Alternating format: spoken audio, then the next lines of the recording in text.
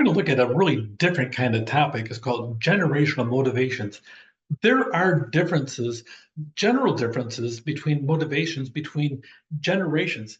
I come from a generation that is very different from Gen X, very different from Gen Z, very different from the millennials, and certainly very different from Gen Alpha that's coming up on top of that.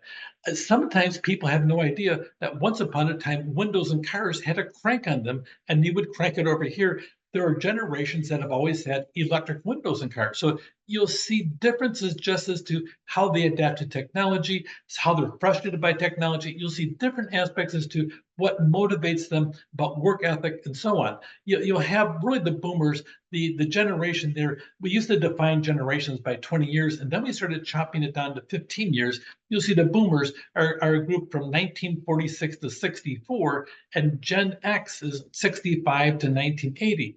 You'll see a lot of different things that and that boomers, they had great economic prosperity, a lot of job security, optimism in their future. And then you start seeing dual career families where a lot of Gen X put their kids into daycare, which is something brand new. It simply didn't exist for a lot of boomers, and they had insecurity about jobs. And then you have the millennials. Really, you can see the 15-year gap between them is 80 to 1995. If you're raised in that generation over there, you're what's called a millennial or a Gen Y. You had indulge impairments, and they don't remember a time without the internet or cell phones. It's been a constant stream in life of the inconsistency. And also, one of the big tragedies we're starting to pay for is with Gen Y and Gen Z, that it really came down to the aspect that they've been raised by the internet, and there's an awful lot of garbage and debris on the internet that is affecting us because people only put their best foot forward, and all of a sudden you're coping with everyday real life, and all of a sudden you see the fantasy life of people on social media, and it becomes a big problem. Gen Z grew up post 9/11. Pretty much you see that. And so you'll see in the wake of the Great Recession, a lot of reports about school violence. It almost seems like school violence is a constant in our life. And we all watch this and horrified as to what's out there. But this has now become part of every day. We play video games. We sit down and watch it. I don't know about you. I'm a big fan of Call of Duty. I'm a big fan so much I had to sit down there and throttle it down because I'm addicted to it nonstop. But that whole aspect of killing people on a game, all of a sudden now it's desensitized us a lot to violence around us and without being horrified as to what may happen. And I'm probably preaching to the choir in regards to that, but the reality is there are different values that we've learned each one, and they bring those values with them into the workplace. So Gen X in the workplace, they want economic security, but they really want to focus more on career security than job security. So they want to focus big picture. Changing jobs is no big deal, provided they have another place to go to shortly. They're good motivators as managers because they really their focus is on results rather than work hours. So we're seeing a change there as to what they're looking for, and they tend to be flexible. So you look at the millennials, they tend to be impatient, skeptical, blunt. They're tech savvy, and they can quickly grasp new concepts, and they can multitask. It's not uncommon to see a millennial with earbuds in their ear and a computer in front of them and having the music booming over here to the right of them in the process. They have the whole thing. They're tolerant. They put a big value on the work-life balance. I don't want to work. I want to spend time with my family. I'm going to go home at 5 o'clock on Friday and leave this behind me. You'll see that aspect, which you don't see in the previous generations of X and also the boomers. So millennials tend to be skeptical, outspoken, image driven.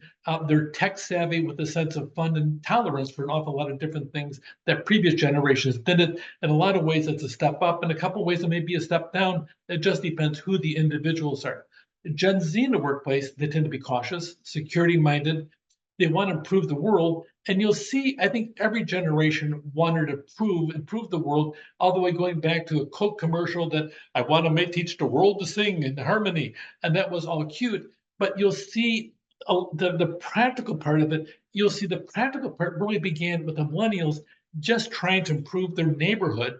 And you'll see even more practical stuff with Gen Z in the aspect of trying to sit down and improve the world that affects them and trying to make that world one step better. Tech savvy, they want to be part of the community within the workplace. That's a big thing. They like to make close personal friends in their workplace, and they tend to travel in packs regards to that compared to other generations.